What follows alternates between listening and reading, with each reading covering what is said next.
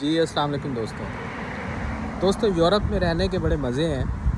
وہ اس میں ایک جو اہم بات ہے وہ یہ ہے کہ بہت سستے ریٹ پہ آپ کو یورپ کے ایک ملک سے دوسرے ملک کی فلائٹ مل جاتی ہے، یعنی اس سے بھی سستی کہ جب آپ نے سفر کرنا ہو پاکستان میں اور آپ ایک اسلام آباد سے لاہور کی یا کراچی سے اسلام آباد کی یا کراچی سے لاہور کی فلائٹ بک کریں تو جو 15-20 ہزار آپ کو دینے پڑتے ہیں، اس سے بھی کم میں آپ یورپ کے ایک ملک سے دوسرے ملک میں چلے جاتے ہیں۔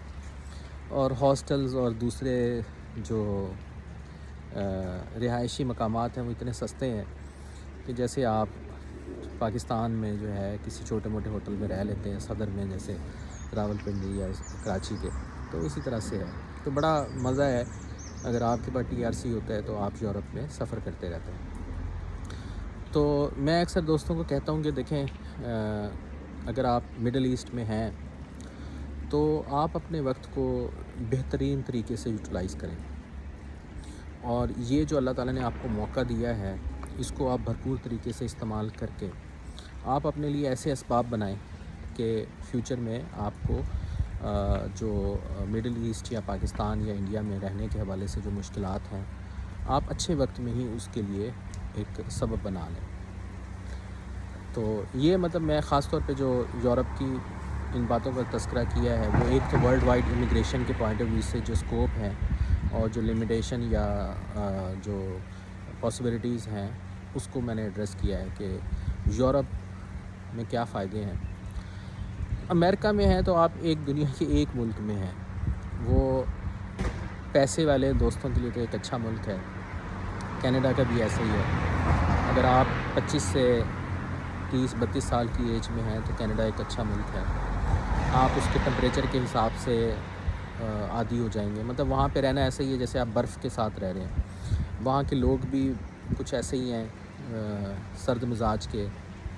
بہت کم ایسا ہے کہ کینیڈا میں کوئی شخص، کوئی آپ کا دوست بھی ہے تو آپ کو کوئی فائدہ پہنچانے کی کوشش کرے، ایسا ممکن نہیں ہے۔ وہ بہت سرد لوگ ہیں، وہاں کے جو ٹمپریچر ہے اس کا بہت اثر ہے۔ وہ آپ سے باتیں بہت کریں گے لیکن آپ کو کوئی فائدہ نہیں پہنچائیں گے۔ آسٹریلیا جو ہے اس کی امیگریشن کے پوائنٹ آف ویو سے وہاں کے لوگ تو بہت ہی ریجڈ ہیں۔ وہ آپ سے اگر کوئی ایک وقت کا کھانا بھی آپ کو کھلا دے گا تو بڑی بات ہے کہ یہ کر دے گا۔ اور ایک ملک ہے، زیادہ زیادہ آسٹریلیا سے آپ نیوزی لینڈ چلے جائیں گے۔ اچھا، امریکہ کا بھی ایسا ہی ہے۔ امریکہ کی جو امیگریشن سسٹم ہے وہ بہت کمپلیکیٹڈ ہے۔ آپ نے 6 مہینے کراس کر دیے آپ کے اگر ویزا سے تو آپ انلیگل اس میں آ گئے، ہو سکتا ہے آپ کا ویزا ہی ریووک کر دیں، جبکہ یورپ میں ایسا نہیں ہے۔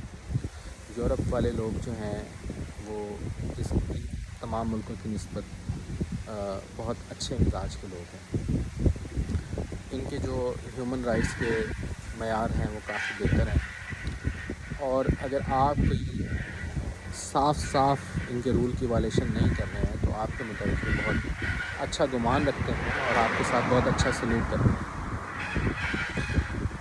تو اور یہاں پہ ایک ملک نہیں ہے، لیکن یہ شنگن میں تقریباً 30 ملک ہیں اور یورپ میں تقریباً 40 سے 42 ملک ہیں۔ تو ایک TRC کے ساتھ آپ کے سارے دروازے کھل جاتے ہیں، یعنی یہ وہ چابی ہے، ماسٹر کی ہے، جس سے دنیا کے بہت سارے ملکوں کے دروازے کھلتے ہیں۔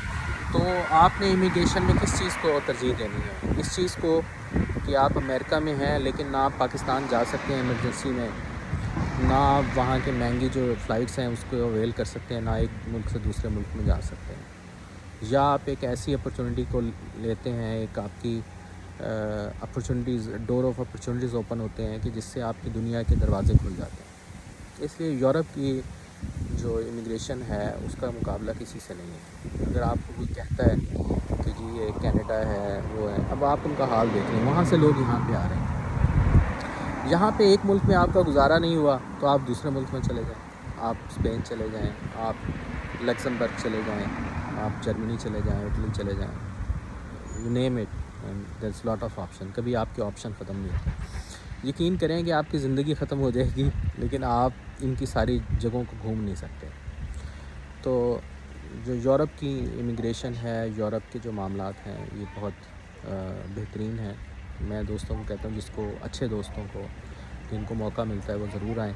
جو برے لوگ ہیں وہ جس ملک میں رہ رہے ہیں وہیں پہ رہیں. جو ایسے لوگ ہیں، اگر آپ ہر بندے کو اپنے مزاج کا پتہ ہوتا ہے کہ اگر ہیرا پھیری یا 2 نمبری کرتے ہیں پھر بہتر ہے کہ جہاں پہ آپ رہ رہے ہیں وہیں پہ رہیں.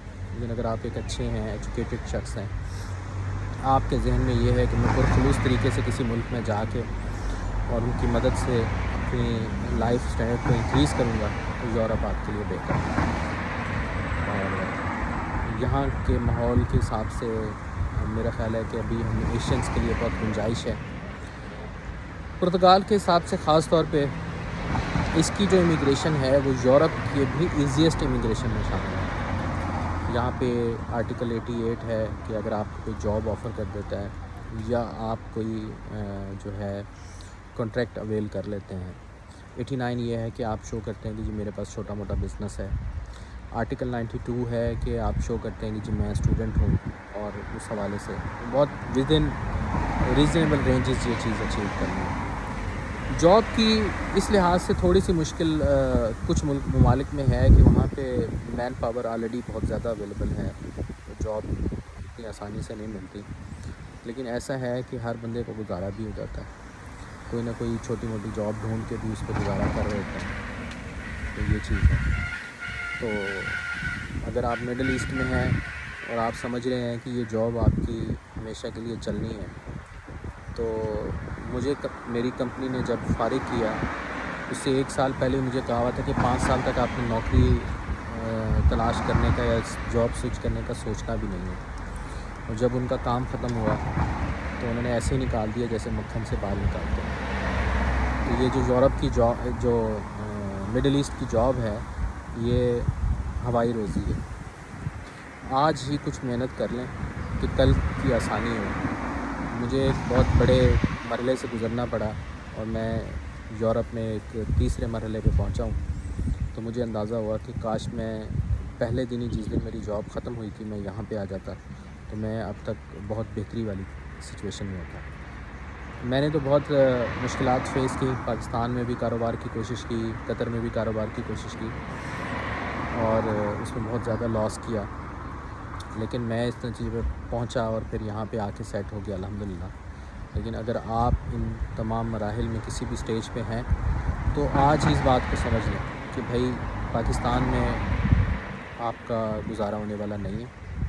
آپ کے پاس جتنے بھی پیسے ہوں، 5-6 کروڑ 10 کروڑ ہوں، بہت آسانی سے آپ پاکستان میں ضائع کر سکتے ہیں. وہاں کی جو ریئل اسٹیٹ ہے وہ تو تقریباً جو ہے فیک سسٹم پہ بنیاد پہ ہے. ضروری نہیں کہ جو آپ 10 لاکھ میں خرید رہے ہیں وہ آپ کا 11 لاکھ میں بک جائے گا. نہیں، بہت مشکل ہے. تو اپنے جو ذہن اور قلب میں وسعت پیدا کریں. جب آپ ایک دفعہ ملک سے باہر نکل ہی آئے ہیں اپنے ہوم کنٹری سے، تو پھر آگے بہتری کی جستجو کریں تو اللہ تعالیٰ بھی آپ کے لیے آسانی پیدا کرے. تو بہت سے دوست مجھ سے رابطہ کرتے رہتے ہیں. میں اکثر سے نمبر پوچھ کے پھر ان کو کبھی سرپرائز دیتا ہوں.